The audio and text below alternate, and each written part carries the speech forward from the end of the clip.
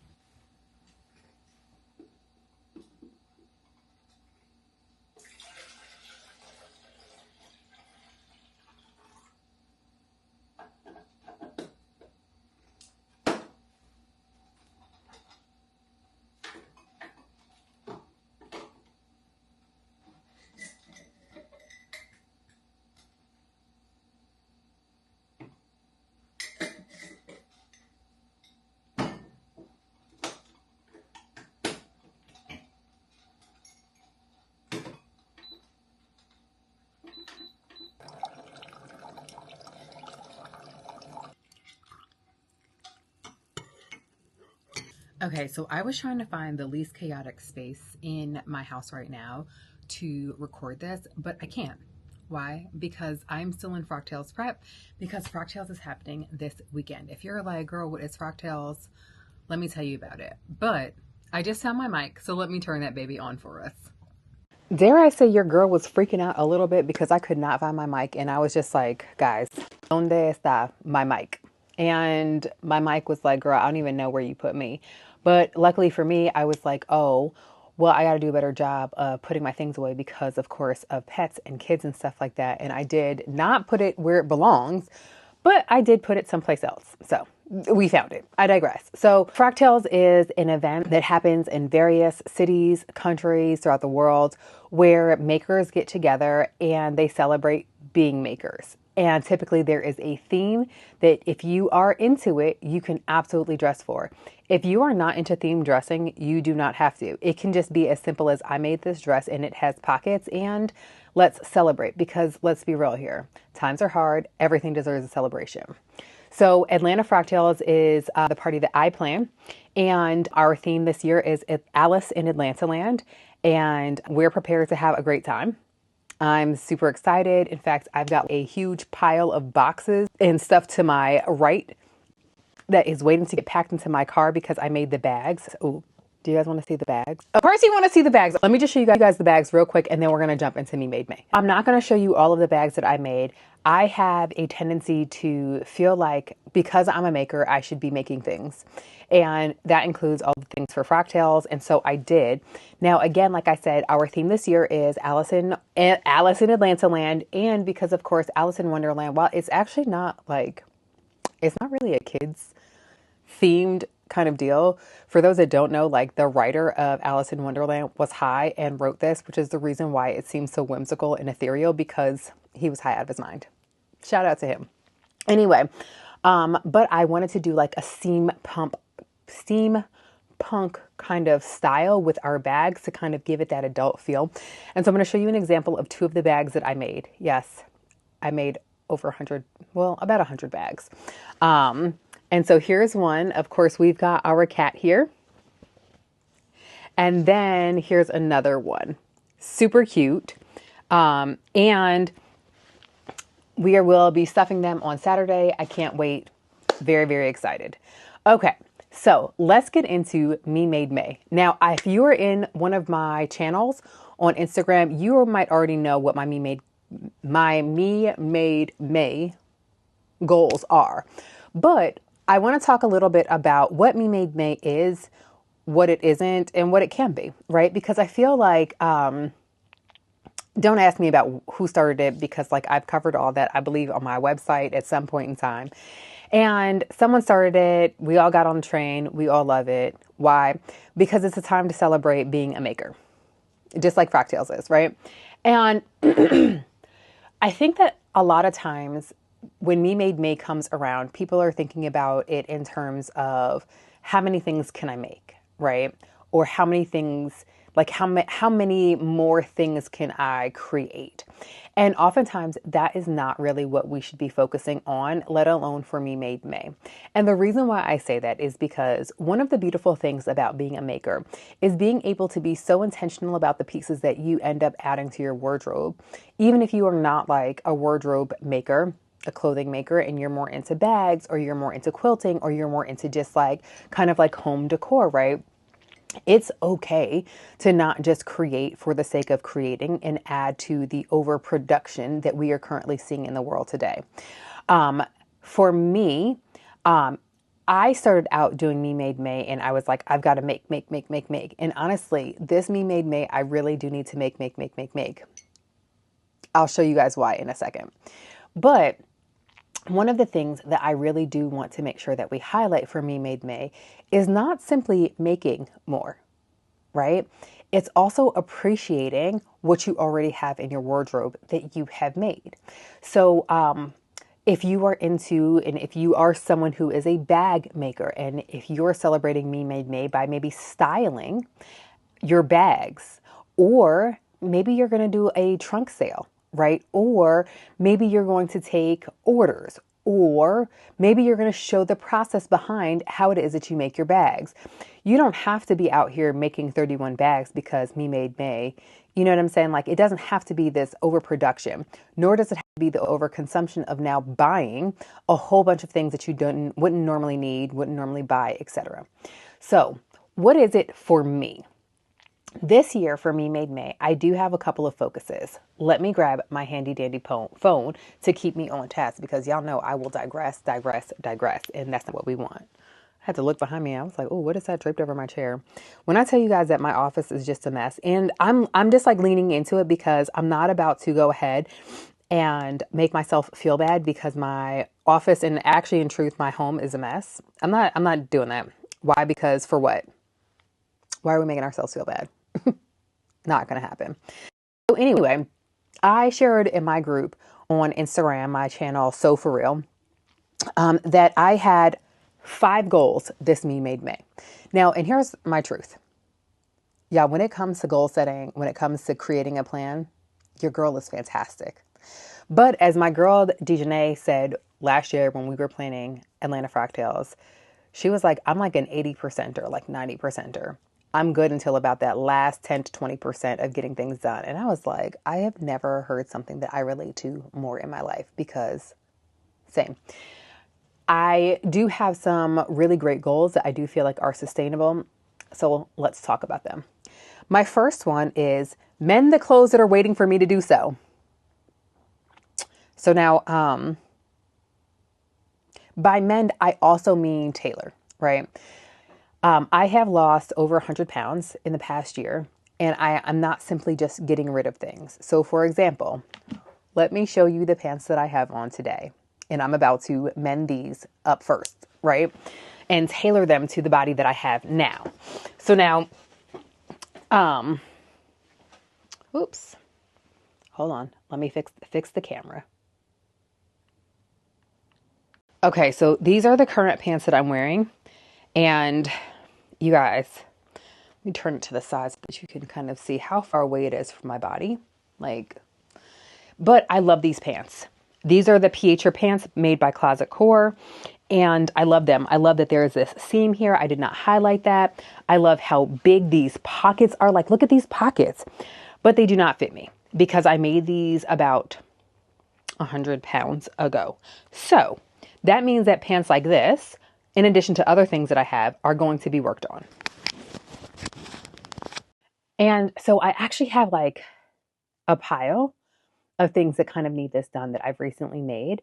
And I have loved making pants. Like, pants are one of my favorite things to make. Why? Because pants are my favorite thing to wear. So I already have kind of a stack of things that I need to go through for myself.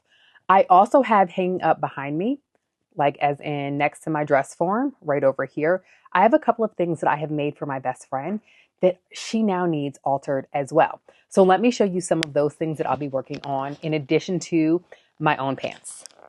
All right, so I have them in my hand. Let's talk about these things right here, because these are all things that need to be kind of fixed, mended, taken in, making additions. We're going to start out with this bag. I crocheted this bag last year. You guys, I love it so much, especially because it was really my first crochet project that I completed that was not a blanket. But I really do think that in order for it to be an excellent piece that I can actually wear, I'm going to have to line this. The reason why I say that is because it is so stretchy. And I feel like if I actually put the things in here that I typically carry in my purse, it's going to stretch out, and that's not what I want. So my plan is to line this just with some black fabric to add a level of security in there, as well as pockets, because I like bags with pockets. So we've got that one. Next up is this is a bias cut dress. I bought this from Target when they had the Nili Lotan collaboration. As far as, you know, how they were doing the designers, they still do it, but, you know, we're not supporting Target right now. And it's a 3X. When I bought it, it was too big on me. Now it's way too big. So my goal is to refashion this into being a skirt, or possibly just take it in. Then I also have for my best friend, for her baby shower, for my goddaughter, I made her this dress, but I made it literally right before I gave it to her. And in my haste at trying to get it done quickly, I did not fold over this area right here and actually stitch it in place. The stitching was a little too far away from the fold under. So I'm going to go ahead and just quickly put that stitch back in there. Also, for my best friend, when she was breastfeeding her daughter, I'd made her this dress to give easy access to the boobs. She's no longer breastfeeding, so she doesn't need it as this way. So I'm going to separate this. The back is one piece. And as we can see, the front is two pieces. Now, my best friend has hands down the best legs in the world, and she loves a crop top. Obviously, we're besties for a reason. So I'm going to go ahead and crop this top so that she has two pieces and turn this into a mini skirt for her. She is a bite-sized person, as in, like, I'm pretty sure my middle child is taller than her now. And her birthday just passed. She is one of the greatest people that I know in my life. And so I can't wait to work on those things for her, especially because, again, sis has the best legs. And I feel like if you've got exceptional legs, you should show them at all times, right? So I was, if you guys remember, I did this collaboration with Stephanie. Yes, Stephanie Canada. And I have not been able to wear this little pencil skirt as well as this little tube top stitch that I made myself, because now it's too big. So I'm going to go ahead and take these in so that they will fit. That's it. Quick take in. Then I have these here pants. These pants were, I was trying to experiment with doing like a stretchy waistband with one of my pant patterns. And while it was a great idea, I don't really love the way that I executed it, but I have all of this fabric. And so now I want to go ahead and redo that and actually turn it into a pair of pants that that I will actually legit want to wear. And so my next pattern that I'm working on is going to be a palazzo pant drafted for woven fabrics. And so this will be perfect for that pattern. And I do plan on working on that pattern. It's already drafted, so it's going to be into testing during May. And so this will be perfect. I already have my pockets in here. And so it'll just be essentially me recutting the pant legs in order to redo that. And one of the things, so I did like this waistband, but I do feel like this waistband will look better if I put 2 additional stitch lines in. So I'm going to keep the waistband and I'm going to tighten in the elastic and add my stitch lines. And then I think it'll be fine. Fantastic. Very easy. It's light gray, so I feel like it's very wearable right now. I got this fabric from Fine Fabrics, and it does have some mechanical stretch in it. So it is a little stretchy. It's not a full stretch woven, but it's got some stretchiness to it. Then lastly, I've got a Tate romper here. It was my first Tate romper that I did during testing. I'd no longer, that tester experience left a bad taste in my mouth. So I no longer make the Tate romper. So I'm actually going to go ahead and detach the top from the bottom. And I believe that this top will actually encompass my entire bust. We'll have a little bit of cleavage, but we like to show a little booby action, right? Because we worked hard for what we have. So I'm going to separate it so that there are two pieces here. And these pieces are essentially just rectangles. So I'm going to also move the straps. Maybe not. Maybe that's doing too much. They're just two rectangles. So what I'm going to in essence be doing is I'm going to add in a zipper piece here that will just be for this top part. And then I'm going to go ahead and turn the pants into just its own standalone pant. So as far as mending projects go, those are the mending projects. Now, my other goal, one of my other goals is to finish my works in projects, my works in progress, my whips, my UFOs, the things that I have cut out and have not sewn together. I actually do not have very many of them. I have a pair of shorts for me. They're just like some sleep shorts that I had cut out of this waffle knit. And so I'd made a shirt. I cut out a shirt. And then I had cut out the one side of the pants. And I was trying to decide if I needed to cut out. So I guess I need to cut out the rest of that as well. And then I also have an athletic knit set that I've already cut and have not put together. I'm actually going to turn that one into a sew along. So you guys stay tuned for that. And then I have a pair of pants for my son that I've already cut out as well that I'm going to go ahead and put together. Now, one of my other goals this memademay is I legit need to go through my closet.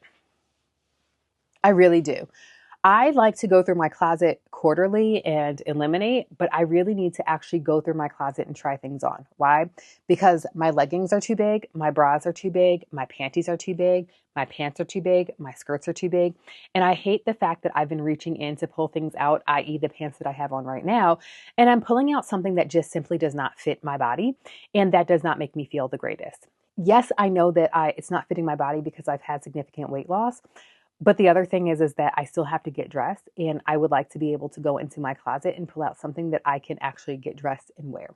So I will also be making sure that I go through my closet so that I can decide what needs to be donated versus what needs to be tailored. And then, of course, we will be revisiting number one, depending upon what needs to be tailored.